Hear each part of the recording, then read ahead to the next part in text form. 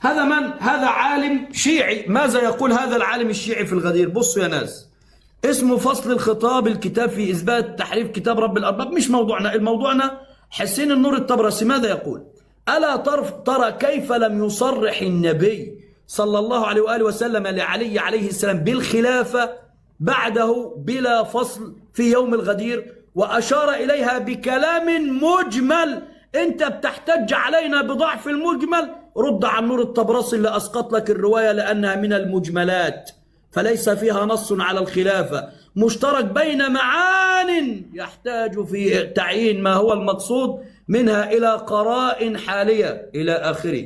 تعال أيضا يا عزيزي، تعال أيضا حديث الخلافة عندك، حديث المسألة عندك تتعلق بالنص الخفي. علماءك أيضا أسقطوا حديث الغدير أنه نص خفي وليس نصا جلي، وهؤلاء كبار علماء الشيعة. شوفوا يا ناس، ده أوائل المقالات للمفيد شيخ الطائفة، يقول وأوجب النص الجلي، يعني النص الجلي في الإمامة هو يقول أيضا في الطبرسي النور الكتاب قواعد العقائد لنصير الدين الطوسي عفوا، يقول فقالت الإمامية والإثنى عشرية إنما يحصل بالنص الجلي. وعندك هنا بقى الشافعي في الإمامة، عندك الشافعي في الإمامة والحلي، الشافعي في الإمامة والحلي تفسير الكشف يقول الإمام بمعنى النص، بمعنى النبي بمعنى النص يحتاج إلى النص الجلي.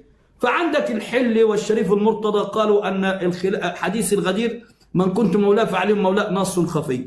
المفيد والطوسي بيقول لك أن الواجب في الموضوع النص الجلي. فأين أنت من هذا؟ لما بتقول لي أنا الآن لما أقول لك أعطيني فهم عالي برواية صحيحة، عارف والله لو أنا خرجت من المناظرة دي ولم تستطيع أن تثبت رواية واحدة أن علي فهم من الغدير أنه الخليفة، أنا مش عايز حاجة تاني. لو خرجت من المناظرة دي يا أستاذ مجتبى وما عرفتش تثبت أن الصحابة المنتجبين اللي أنتم بتتردوا عليهم لم يعتقدوا أن علي خليفة بحديث الغدير، أنا مش عايز حاجة تاني. لما أنت مش عارف تفصل لي الفرق بين الخبر والأمر في حديث الغدير، وأين فعل الأمر في حديث الغدير، وما الفرق بين الخبر والأمر في الأحكام التكليفية، أنا مش عايز حاجة تاني. أنا عندي راجل عندي فهم الحسن بن علي وعمرو بن علي والحسين بن علي، وعندي فهم هؤلاء. فمش عايز أنا حاجة، أنا عايزك أنت اللي تحاول تلم الموضوع من ناحيتك أنت، مش من عندي أنا.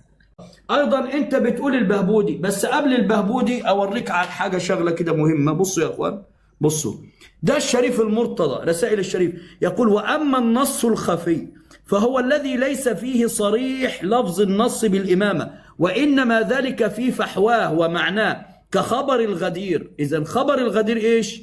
نص خفي. هل ده بس؟ لا، ده عندك هنا يا مؤمن الشافعي أيضا، الشافعي يقول وهذا الضرب من النص الذي يسميه أصحابنا السنة. يا رجل اتق الله، أصحابنا النص الخفي، أصحاب الشريف المرتضى أصبحوا سنة. لما تقول لي بيتكلم عن السنة، آدي الشافعي في الإمامة. أيضا يا جماعة الخير البراهين الفاطمية المجلد الثالث يقول القسم الثاني من النص الخفي، ومنها قوله لعلي أنت مني بمنزلة هارون من موسى وحديث الغدير. أيضا عندك رسائل الحلي وأما الخفي فقوله من كنت مولاه فعليهم مولاه. كل هؤلاء العلماء.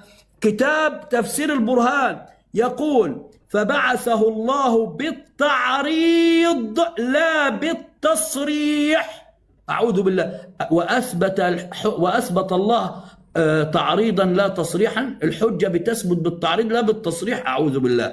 طب بقول لك أنا هاشم هنداوي عقيدتي عقيدة علي بن أبي طالب. علي بن أبي طالب عندي في صحيح البخاري يقول والله لا أسألها رسول الله الإمارة، علي ما سألها. علي بن أبي طالب يقول ما عهد إلينا رسول الله في الإمارة شيء، في مسند أحمد وغيره. فأنا عقيدتي عقيدة علي بن أبي طالب، عقيدتي عقيدة الصحابة المنتجبين. إلى الآن مش قادر تثبت لنا واحد من الصحابة المنتجبين كان يعتقد أن حديث الغدير تنصيبا لخلافة علي بن أبي طالب. أيضا نعم النص قبل الغدير. طيب المفيد والطوسي قالوا أن الإمامة تحتاج إلى نص جلي. عندك الحل وعندك الشريف المرتضى وعندك تفسير البرهان هاشم البحراني وغيره، كل هؤلاء يقولون أنه ليس فيه نص على الخلافة. ما ردك على هؤلاء العلماء؟ أنا أريد فهم أهل البيت، فهم علي والحسن والحسين وفاطمة. ما عندك؟ نعم. أنت بتقول لي متواتر، اتفضل يا سيدي. ده الخوئي ده مش زعيم الحوزة برضه ولا أنا بيتهيأ لي؟ الخوئي أهو يقول لك معجم رجال الحديث المجلد السادس عشر الصفحة 157: وروايات الغدير كادت أن تكون متواترة. مش متواترة، كادت. يا أستاذ مجتبى أرجو أن أنت تقرأ كتبك زين.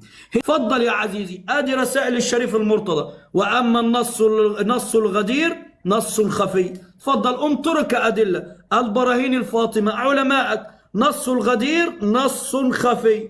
أيضا أهو يا جماعة الخير رسائل المحقق الحلي، نص الغدير نص خفي.